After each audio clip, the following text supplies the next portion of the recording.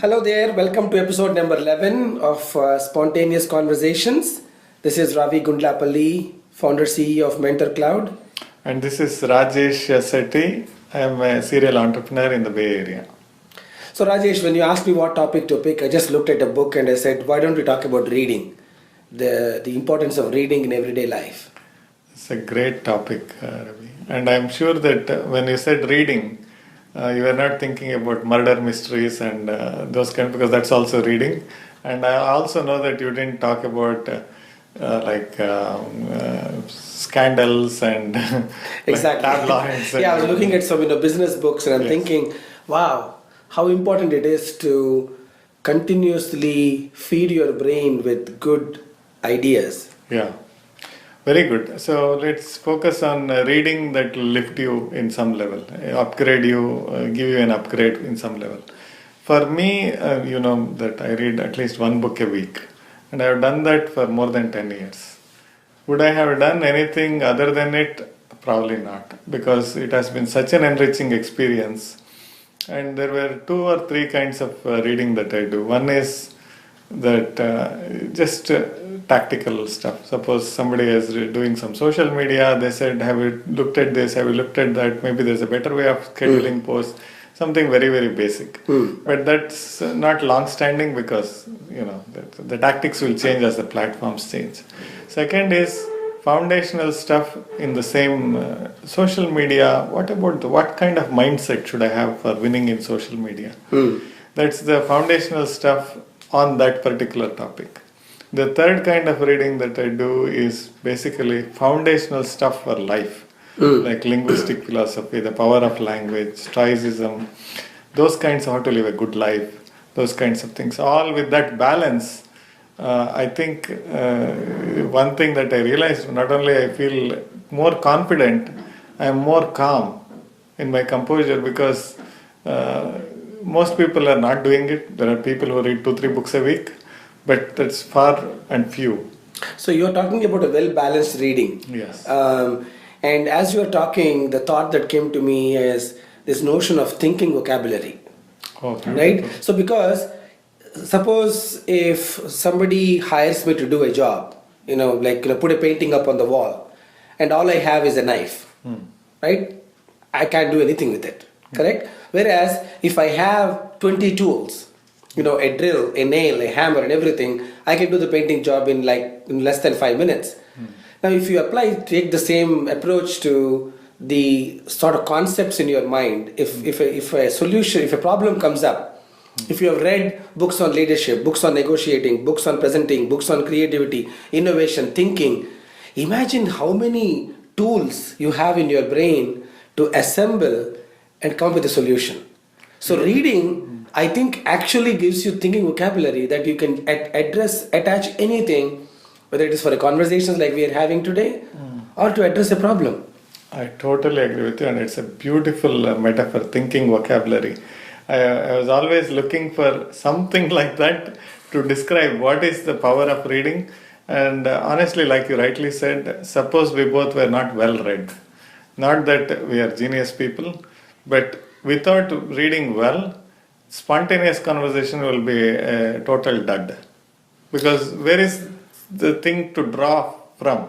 Exactly. I mean, where is the arsenal, right? Yes. We have read Robin Sharma, John Maxwell's, and so many of these authors that take you to a different world, and you start thinking about these amazing concepts. Like Jason Womack, one of our common friends who writes about productivity. This whole notion of most important things is such a very powerful concept. Yes. And unless you are filling your brain with good concepts that other people are thinking, then it's all like ingredients to create a good recipe. All you have is one, all-purpose flour and nothing else. How many dishes can you make? Yeah. First of all, I can't make any dish with anything. But that apart, jokes apart. But I agree with you. It's a metaphor that you used. It's brilliant. Let me also quickly touch upon reading for the sake of education and reading for the sake of entertainment in the name of education. Because a lot of people say they want to have a checklist item that I read. that book and I'm done with it. But if they don't act on it, if they don't reflect on it, if they don't make use of it, then it's entertainment for me. That's a again interesting concept. The thought that your statement gives me is every book should lead to a behavior change. How Yeah. about that? Otherwise, you just read, it didn't mean anything to you. You were Ravi before, you were Ravi after. So what Yeah. have you done? Only what you have got is you can intellectually debate on a topic which is pretty much useless because you have not done anything with it. Correct. Like, let's look at Jason Womack's book. He writes for productivity. So, first, not only do I know a lot of productivity tools that, Jason talks in his book, if I start implementing them, I've actually become a better person. I'm actually better at helping other people from the behavior change that I made in my life that made me better, that make me valuable actually. People say, oh my God, Ravi not only read Jason's book, he's actually telling me some good things that I can now implement. And that's what really helps is when you create a behavior change and then the value you get from it and you're able to share it with other people. Yeah, beautifully said, Ravi. In fact, there is one more thing that can happen. It can change your world view on things. Like how you are looking at the world can change. That means that can lead to other things in the future because if you read a book about conversations, how you view a conversation itself is very different. My favorite book, all time best, which is not very famous unfortunately because Susan probably does not want to market it, is Susan Scott's book called Fierce Conversation. Yes, you have talked about I should read that book. Yeah, it's one of those books that not only changed my worldview, and you mentioned another concept called behavior change. I have not looked at a conversation in the way I was looking at it before I read the book. And it has changed me. I cannot unchange myself because now I am aware of the concept. For those of you who have not read the book, I really urge you to read it. And if I can summarize the whole book in one sentence, I'll be badly paraphrasing it, but you will get the essence of it. Is while there is no guarantee that any single conversation might change the trajectory of your life, business, or career, any single conversation can. Yes, we What actually is the used it. conversation that has your name on it?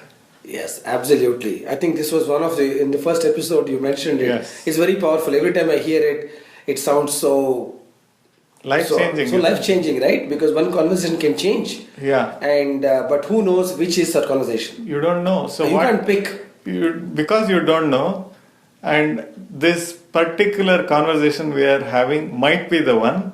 So imagine the amount of respect I will provide for this conversation because I don't know whether this is the one, this may not be the one, but this might be the one. So because the fact that this might be the one, it is best to put your 100% in the conversation. Exactly. Instead of doing it as a very tactical thing. Okay, I'm supposed to talk to somebody. Let me do it as a regular ritual. Yes. Because this could be that meeting. This could be that sale. Yes. This could be that interaction that can change everything. Exactly. Imagine we also talked about the power of being in the moment. Yes. Imagine with this view that a single conversation can change and being in the moment to make the best out of that conversation. Oh my God, imagine how wonderful life would be. Exactly. So now think about it. If I didn't read that book, thanks to one of my mentors, Yakov Soloveitchik, he almost gave it as a homework that you have to read the book. And I said, I'm not interested in Fierce Conversation. He said, I don't care. I want you to read it by next week. And I can't thank him enough for putting this book on my table because I would not have picked up this book on the bookstore because I look at the title and say, who wants to have, I'm a simple person, I don't need Fierce Conversations. I would not even have flipped open to see what that book is about.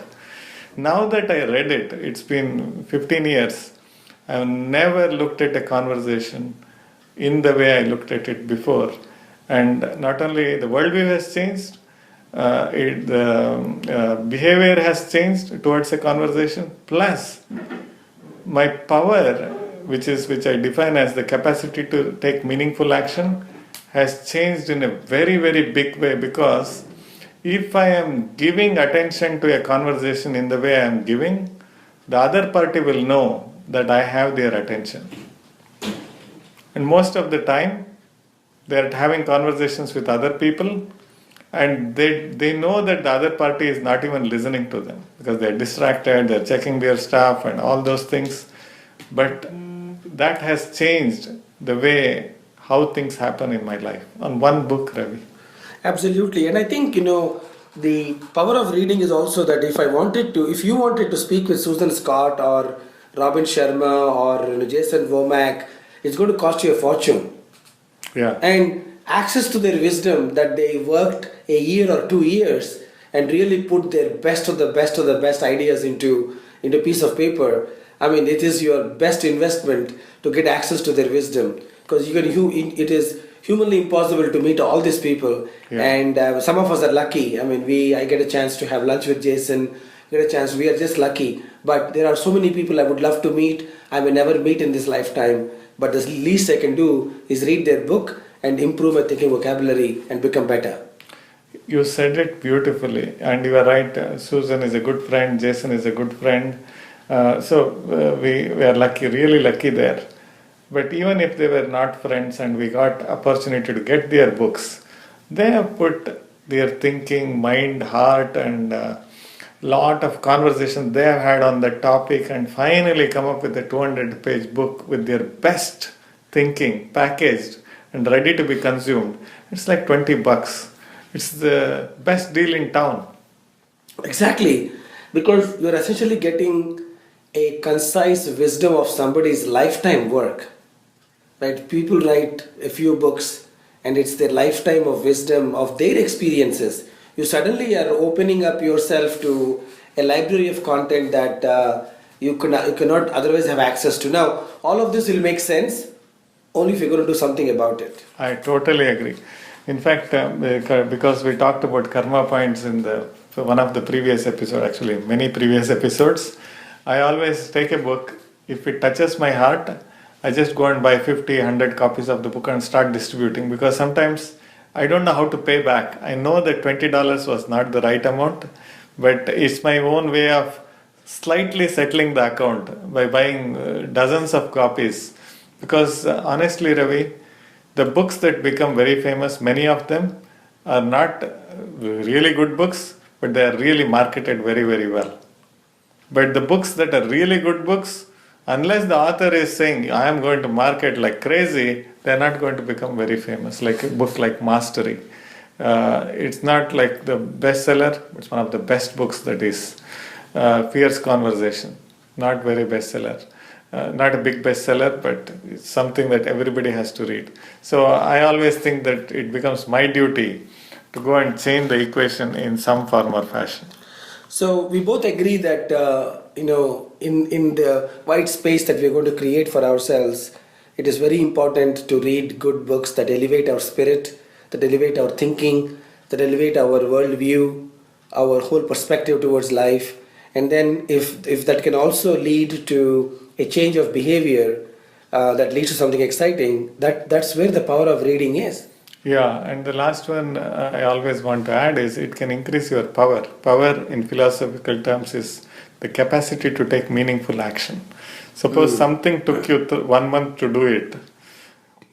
With all the reading and learning and conversations and everything, it only takes 15 days. You got 15 days back in your life. Yeah, it's a very simple thing, right? It's impossible for you to know everything about every topic in the world. Yes. Right? But last week I was on a webinar by Jason Womack, and he taught me how to create to-do lists. I have been doing to-do lists for eternity. But this guy has spent so much time, has given me his technique in like 5 minutes, that has done wonders for me.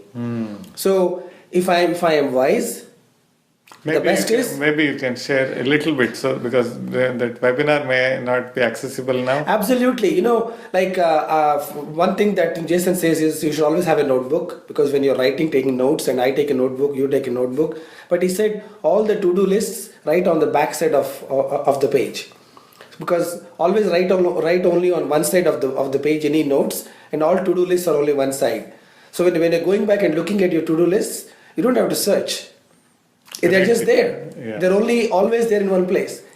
And the other beautiful thing he said is, he said, have some note cards for 6 or 7 people that you normally interact with. And anytime you have, oh, let me ask Rajesh this question, immediately write down the piece of card, ask Rajesh about this. Because there is no reason to ask at that particular moment, because you're going to interrupt him. So at the end of the day, ask these 5 questions. The problem with texting and Skyping and everything is we interrupt each other and destroy productivity on both ends. Beautifully. So that already is a powerful tip that I can put to use immediately. Exactly. So this is the power of reading, is that there is no way I could have discovered it on my own, with my own energy or intelligence that God has given. So the power of reading makes you infinitely intelligent. And I've heard from experts over and over again, there are people who read 1 book a day, and people like Terry Gross from NPR, who does Fresh Air, she reads 2 books a day. This person on NPR that does forum in San Francisco called Michael Krasny, he reads 400-page books in a day. And when you hear them speak, you're kind of attracted to them.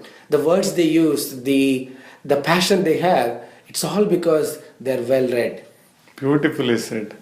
Until you told me this, I was feeling very good about me because I read 1 book a week. No, sorry.